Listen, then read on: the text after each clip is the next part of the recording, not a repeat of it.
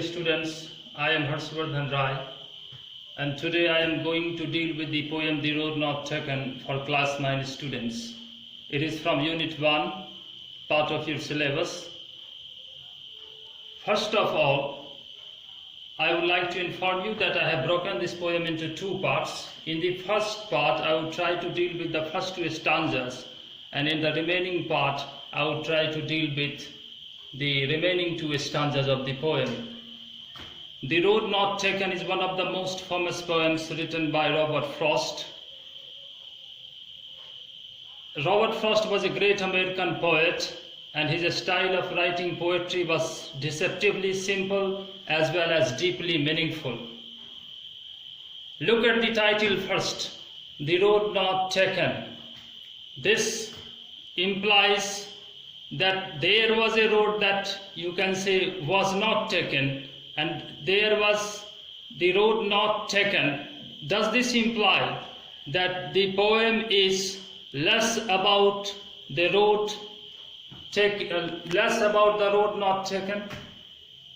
The road not taken, the word not is significant here. The road not taken, it means that the poet has to make a choice, and he took one of the roads and he rejected the other. The theme of this poem is related with the difficulty of making choices in life, and the selection of one road inevitably involves the rejection of the other. This poem is written in iambic tetrameter with anapistic variations, and the rhyme scheme is A, B, A, B, as you can see. Now come to the first line of the first stanza. Two roads diverged in a yellow wood. Two roads diverged in a yellow wood. Imagine Robert Frost passing through a yellow wood and then coming to a point where the road diverged, that is branched off or forked into two different directions. Yellow wood, the phrase yellow wood suggests the season of autumn. The leaves of the trees standing in the wood are pale, and it is the season of autumn. Two roads diverged in a yellow wood. The poet is in a wood. It is the season of autumn, and he reaches a point where the two roads branch off into two different directions. And what does this feel after, you can say, reaching that place or that point in the wood or in his path?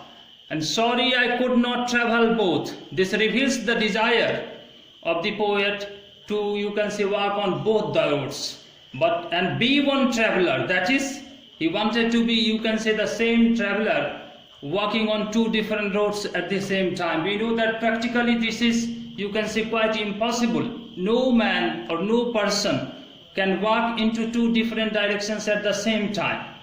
You cannot, you can say, going to the eastern side and the western side at the same time. You can say this is practically impossible.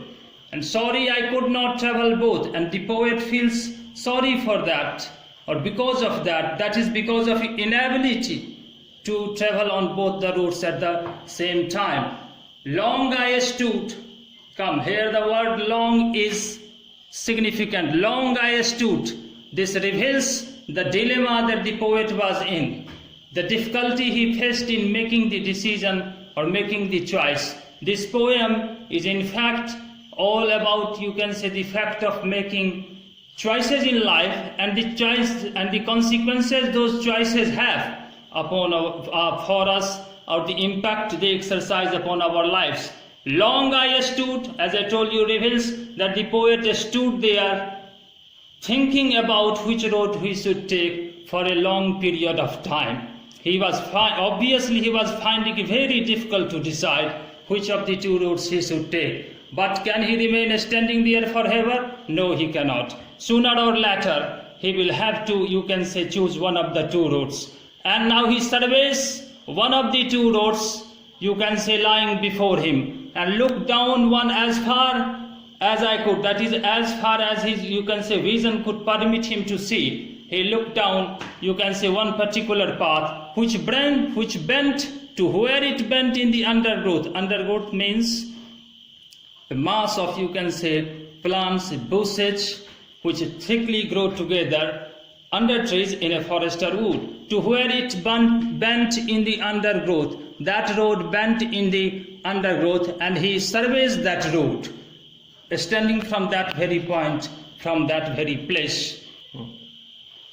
Then now come to the second stanza. Then took the other as just as fair, and having perhaps the better claim, because it was grassy and wanted wear, though as further the passing there had worn them really about the same. Then took the other, as you can say, he could not take both the roads, so he took the other. And as I had told you earlier, that the choice of or selection of one road inevitably involves the rejection of the other. So as just as fair, that it was, as you can say, fair, it appeared to be as fair as the other one, or the other road that was there before him, and having perhaps the better claim. Having perhaps the better claim, this refers to the claim of the road upon the mind of the poet.